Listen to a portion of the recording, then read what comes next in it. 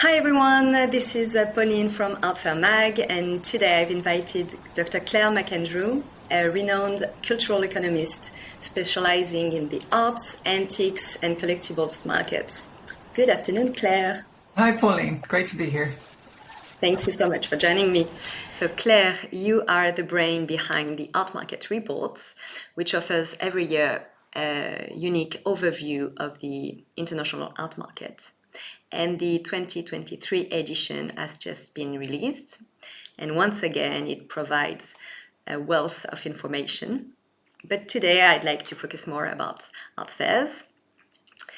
Art fairs last year were fewer in numbers than in 2019.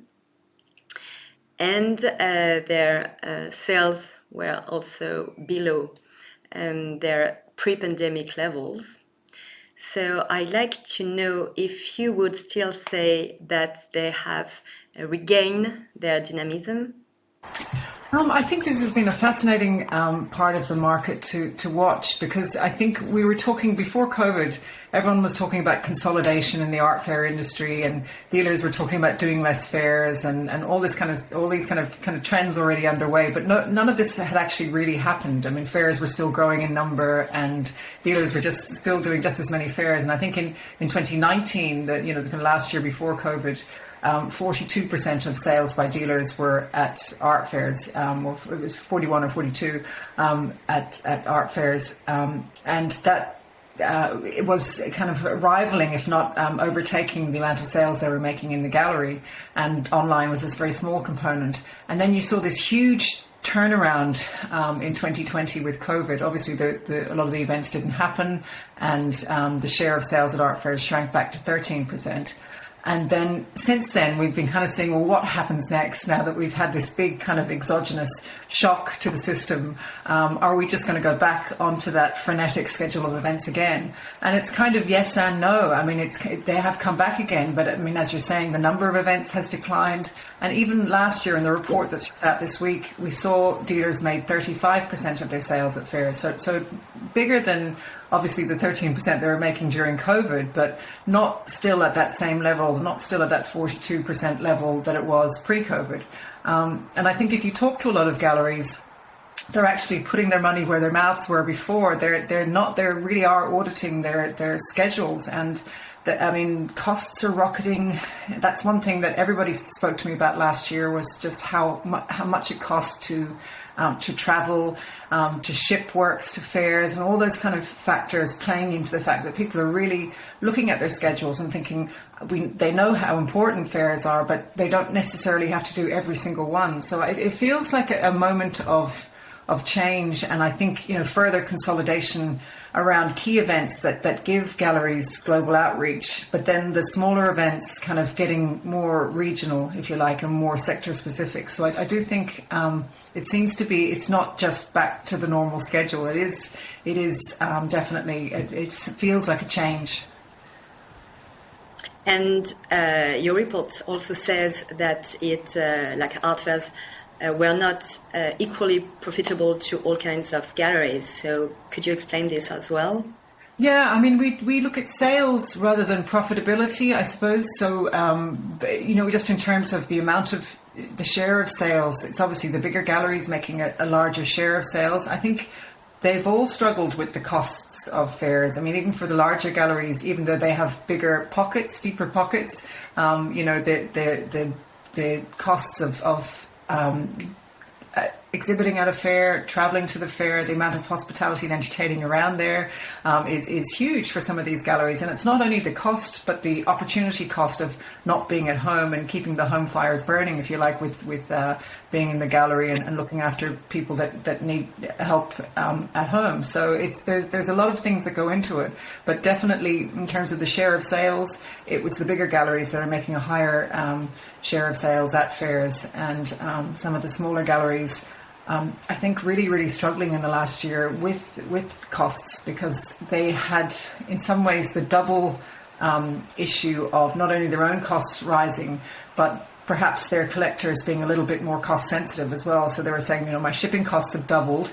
I want to try and pass that on to a collector, but they want actually bigger discounts because they're struggling as well. Whereas at the high end, is a kind of a sense of being a little bit more insulated from the day-to-day cost of living crisis that we've all been kind of suffering through. And what was quite clear as well is that the art market in 2022 was quite polarized. And I'd like you to say if you think this trend will continue, and if you think that the majority of the art market revenue will be generated by a few major players of the art market, such as auction houses and the gallery of and turnover of more than $10 million. Yeah, I think it's always been the case. We've seen that the higher end of the market has tended to outperform the middle and lower ends. And I think, again, 2020 was a little bit of a pause from that, especially if you looked at the dealer sector. It was some of the smaller galleries did a little bit better, so they didn't fall as much as some of the bigger galleries. But as soon as sales started to pick up again, we saw that high end outperforming again. And I think that was the case in 2021, but most areas of the market were improving, whereas last year it was quite a divide actually between the higher and the lower ends. So the 10 million plus galleries, kind of up around 19-20% in the surveys. The sub 250,000 galleries falling, their average sales falling year on year. So they were the worst performing the last couple of years. So it's really a tricky time, and I think. It was really interesting in the report this year as well, because we don't have transaction by transaction level data in the gallery sector, we use auction data as well, and you can really see it there. Last year, the only segment at auction to increase was the 10 million plus segment. So the 10 million plus segment increased 12% year on year. Everything else, every other segment fell in value. And this is why we had these kind of really muted growth in the auction sector. It was it dropped actually 1% in terms of public auction sales, because the high end did really well. We had all these 6 works selling for over 100 million, these kind of fantastic results, but it wasn't quite enough to buoy the whole market up. And I mean, this is why the market isn't perhaps growing in real terms as much as it could. It's the high end is enough to generate growth, but if everything was growing, it would grow at a much faster pace and a much more solid pace. So it's a concern because you need the lower level of the market for the upper market to survive as well. There has to be, everyone has to start somewhere. These artists have to be kind of incubated, if you like, somewhere. So it is concerning. A factor, just how do you bridge from the smaller galleries to the bigger galleries, and how do they collaborate more vertically? Galleries are very good at collaborating horizontally, but how do we get more vertical integration in the sector, I think, is a big concern for the future. Yes, and we could have thought that digital would have been an answer, but I mean, at the beginning of COVID, we all thought that it would induce a deep digital revolution in the art market, and your figures show that it wasn't really the case, because even if the online-only sales were much higher last year than in 2019, they fell by 17%. So I mean, it's something. So what do you think? What role does digital technology play in the art market today, and what do you see for the future?